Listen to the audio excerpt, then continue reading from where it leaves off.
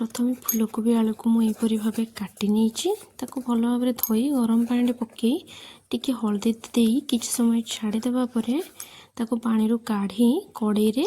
तेल गरम करी ताको किछि समय भाजी नबा टिके भाजीला से कड़ई रे आउ टिके तेल दे तेजपत्र अदा पियाज रसुण बटा हलदी गुंड लंका गुंड जीरा गुंड और गोटे टमाटो को काटी पकई टिके लुण टिके काश्मीर चिली पकेवा टिके पानी दे किसी समय मसला को कषिदबा कषि हला परे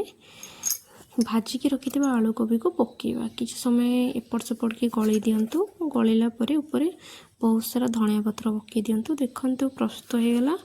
टेस्टी कोबी आलूर भजा एमती थरे निहाती बनातु आ भल लगे लाइक शेयर सब्सक्राइब निश्चित करेंगे रहिले जय जगन्नाथ।